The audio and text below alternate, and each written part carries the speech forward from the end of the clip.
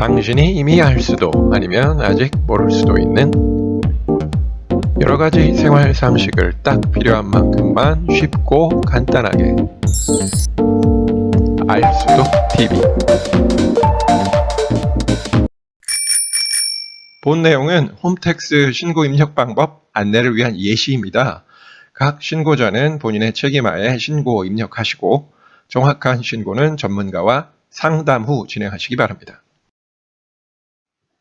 홈택스 종합소득세 부유형 입력 방법 시작합니다.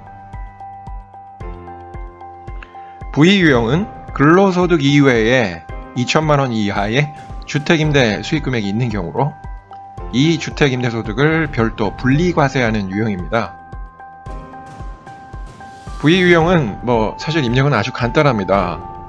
하고 나면 신고 자체는 그리 어렵지 않은데 홈택스 입력 방법에 사실 우리가 익숙치 않고 1년마다 다시 하다 보니까 다 잊어버리기 때문에 어렵게 느껴지는 것 같습니다. 아무튼 부유형의 핵심은 첫 번째는 임대사업자의 경비율 조정, 그리고 두 번째는 세액감면 신청입니다. 이 두 가지 이외에는 크게 신경 쓰실 게 사실은 없습니다. 현재 국세청에서 받으신 안내장에는 등록 임대사업자든 그냥 미등록 사업자든 모두 일괄적으로 경비율을 50% 적용되어 있을 겁니다.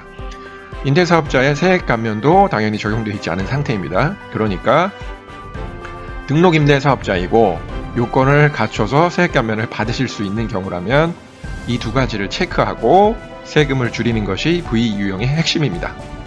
따라서 결론적으로는 주택임대 사업을 등록하시지 않은 분들은 크게 수저할 것이 없다고도 할 수 있습니다. 그럼 이제 신고서 작성으로 들어가 보겠습니다. 보시는 것처럼 신고서 작성을 누릅니다. 그러면 기본 정보 입력 페이지가 나오고 입력된 주민번호 옆에 조회 버튼을 눌러서 기본 정보를 입력합니다. 여기서 그냥 연락처 정보를 입력 후에 다음으로 이동하시면 됩니다. 다음은 분리과세 소득 입력하는 페이지입니다. 여기서는 종합소득금액 분리과세 소득 제외라고 써있는 것을 확인합니다.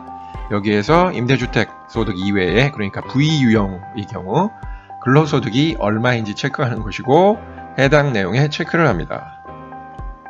그 다음은 국세청 기준의 산출세액을 수정하기 위해 2번 이 체크박스를 클릭하고 3번의 선택 내용 수정을 누릅니다. 그러면 아래와 같이 총 수익 금액이 입력되면서 수정할 수 있도록 활성화가 됩니다. 물론 현재는 경비율 조정이나 세액 감면이 되어 있지 않은 상태겠죠. 그러면 먼저 1번의 필요 경비를 조정해야 됩니다. 이걸 수정하기 위해서는 2번의 사업장 현황 신고 조회를 누릅니다. 물론 여기에서 지난 2월에 사업장 현황 신고를 해서 임대주택 현황을 등록했다고 하는 것을 전제로 합니다. 근데 만약 사업장 현황 신고를 하지 않았다고 해서 어이쿠야 하고 걱정하실 필요는 없습니다. 그 경우도 잠시 후에 설명하도록 하겠습니다. 사업장 현황 신고 조회 버튼을 누르면 이처럼 이제 팝업 창이 뜹니다. 여기에서는 임대 등록된 주택의 내용을 클릭해서 경비율을 현재 50% 적용된 것에서 60%로 변경을 합니다. 방법은 보시는 이 빨간 박스에 등록 임대주택 요건 충족 기간을 입력해 주시면 됩니다.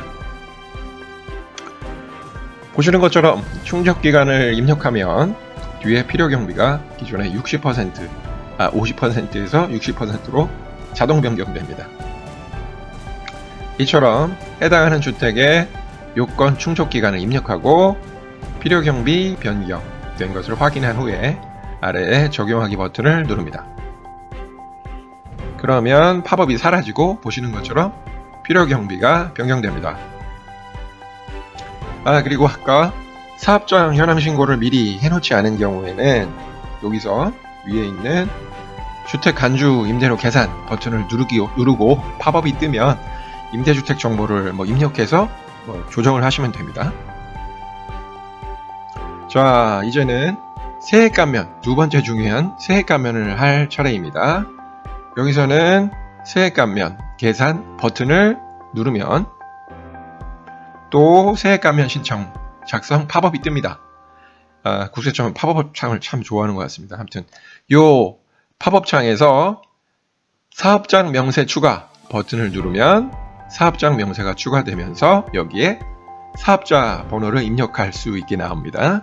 그래서 사업자 번호를 입력을 하면 보시는 것처럼 사업자 정보가 뜨고 여기에 위에 있는 임대주택을 불러오기 위해서 사업장 현황 신고 조회를 누릅니다. 그러면 물건 조회 팝업이 하나 더 뜹니다. 팝업 참 많습니다. 아무튼 여기서 세액 감면에 해당하는 물건을 클릭하고 아래에 적용하기 버튼을 누릅니다. 그러면 없었던 임대주택이 보시는 것처럼 나타나는데 아직 감면 내용은 적용이 되지 않아 있습니다. 여기에 세액 감면을 적용을 위해서 해당 물건을 클릭하고 선택 내용 수정 버튼을 누릅니다.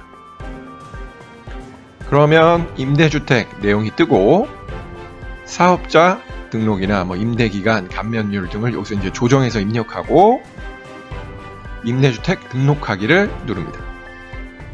그러면 이제 보시는 것처럼 감면율과 그에 따른 감면세액 내용이 등록이 됩니다. 그래서 확인 후 입력 완료를 누릅니다. 그러면 다시 팝업이 없어지고 감면세액과 결정세액이 계산된 것을 확인하실 수 있습니다.